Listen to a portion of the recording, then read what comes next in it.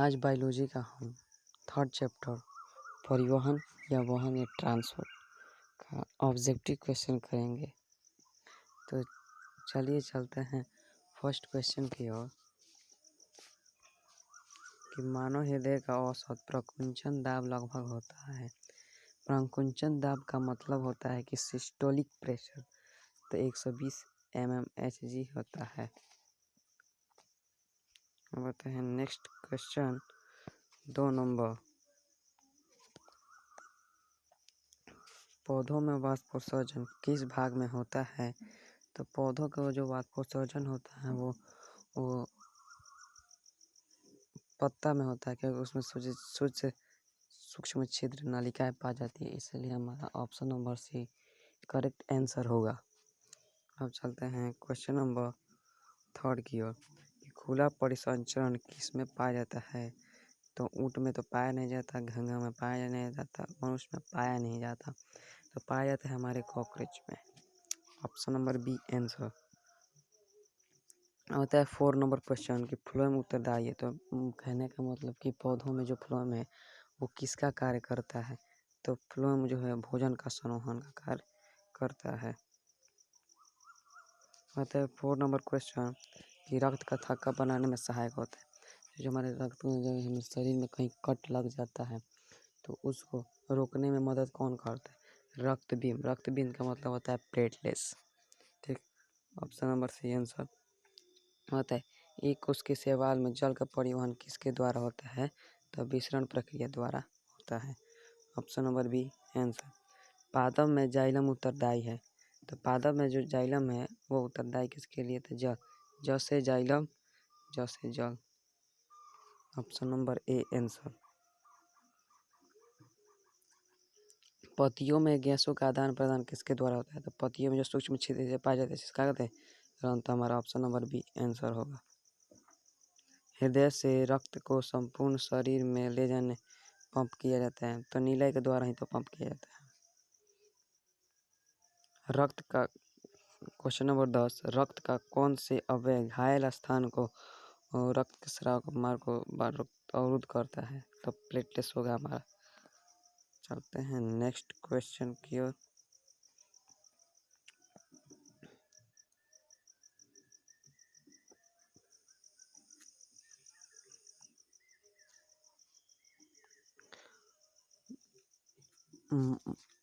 ग्यारह number question है सामान्य अनुशीतलन दाब। अनुशीतलन दाब का मतलब डायस्टोल प्रेशर। डायस्टोल प्रेशर कितना होता है? 80 mmHg होता है। रुधिर का कौन सा अवयव रक्तस्राव को रोकने में मदद करता है? तो फिर यही भी होगा, किसका होगा? Option number C answer. रुधिर का वाले क्वेश्चन नंबर 13। स्टोमाटा के खोलने और बंद होने की क्रिया को कौन नियंत्रित करता है? तो स्टोमाटा मतलब होता है रंध्र, और रंध्र जो होता है पत्तियों पाया जाता है, इसको खोलने और बंद करने के नियंत्रित करता है। तो द्वार कोशिका करती है, जिसे गार्ड सेल कहते हैं। अब आता है क्वेश्चन नंबर 4 कि निम्न में से सबसे तेज धड़कन किसका होता है? तो चूहा का होता है। Option number B answer.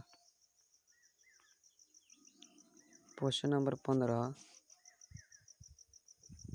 Phloem ऊतकों द्वारा कार्बोहाइड्रेट का परिवहन होता है। जो फ्लोएम होता है वो भोजन किसके रूप में परिवहन करता है? तो फ्रक्टोज के रूप में करता है, फ्रक्टोज।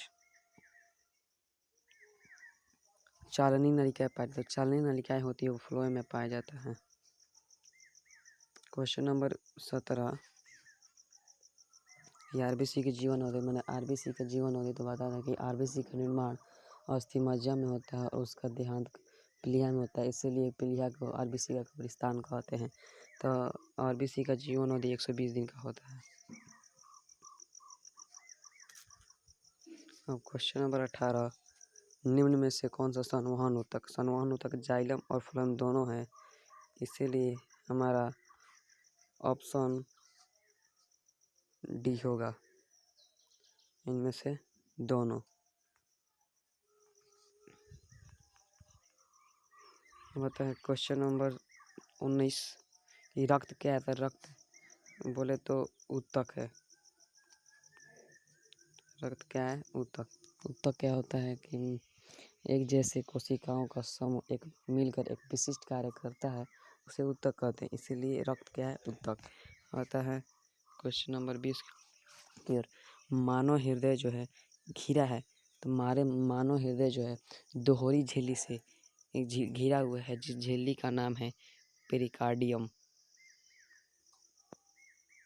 आता है क्वेश्चन नंबर 21। मनुष्य में श्वेत रक्त कोशिका की जीवन अवधि होती है। बताया जाता है श्वेत रक्त कोशिका यानी डब्ल्यूबीसी का निर्माण जो होता है अस्थि मज्जा में होता है, और इसका देहांत जो होता है प्लीहा में होता है। इसकी जीवन अवधि 12 से 20 दिन होती है। Option number A answer. आता है क्वेश्चन नंबर 22। किस जीव में हीमोग्लोबिन नहीं होता है? तो मधुमक्खी में हीमोग्लोबिन नहीं होता है। Next question.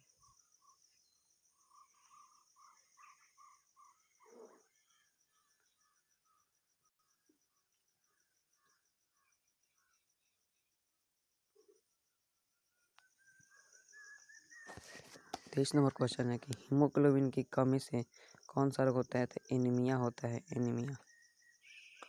Option number C answer. अब आता है 4 नंबर क्वेश्चन कि रुधिर चाप नियंत्रित होता है। रुधिर चाप जो होता है एड्रिनल के द्वारा नियंत्रित होता है। गाढ़ भित्ति कौन सी मोटी होती है? तो भीतरी मिट्टी जो होती है वो मोटी होती है। Question number 26। ऑक्सीजन का वाहक कौन होता है? तो ऑक्सीजन का वाहक आरबीसी होता है। Option number C answer.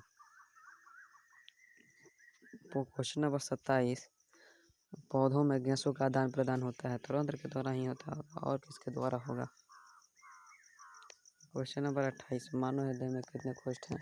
तो मानव हृदय में 4 कोष्ठ हैं, 2 अलिंद और 2 निलय। ठीक। इनमें से किसकी उपस्थिति के कारण रक्त का लाल दिखाई देता है? तो हीमोग्लोबिन के कारण। इसमें क्या करना? आता है 30 नंबर। कोशिका झिल्ली किस प्रकार की झिल्ली है? कोशिका झिल्ली जो है अर्धपारगम्य झिल्ली है। Question number 23। निम्न में कौन से यंत्र से उपयोग बीपी नापने के लिए किया जाता है? रक्तदाब करने के लिए स्फिग्मोमैनोमीटर से किया जाता है। लसिका का रंग होता है तो हल्का पीला होता है। Option number D answer. होता है पौधों के वायवीय भागों से जल के स्टोमेटा द्वारा वाष्प कहलाता है, तो वाष्पोत्सर्जन कहलाता है, क्योंकि जो पौधे के वायवीय भागों से जल का स्टोमेटा मतलब रंध्र द्वारा जब भाप के रूप में कोई भाप में निकलता है तो वाष्पोत्सर्जन कहलाता है।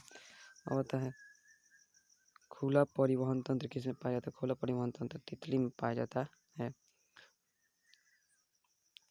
ठीक। अब हम चलते हैं नेक्स्ट क्वेश्चन की ओर। ज़्यादा नहीं है, बस ख़त्म ही होने वाला है। रक्त में ऑक्सीजन का वाहक होता है, तो रक्त में ऑक्सीजन का वाहक कौन होता है? हीमोग्लोबिन होता है। Option number C answer. स्वस्थ मनुष्य सिस्टोलिक प्रेशर मतलब क्या? प्रकुंचन दाब तो हमारा 20 होगा, 120। प्लाज्मा के अलावा हमारे शरीर में रक्त में क्या क्या पाया जाता है? तो श्वेत कोशिका रवि से रक्त पट होता है हमारा। ऑप्शन नंबर डी सही होगा, इनमें से सभी। दोबारा परिसंचरण नहीं पाया जाता है, तो दोबारा परिसंचरण किसमें नहीं पाया जाता? मछली में। Option number B answer. कौन सा यूनिवर्सल डोनर यानी कौन सा जो ब्लड ग्रुप है वो सर्वदाता है? तो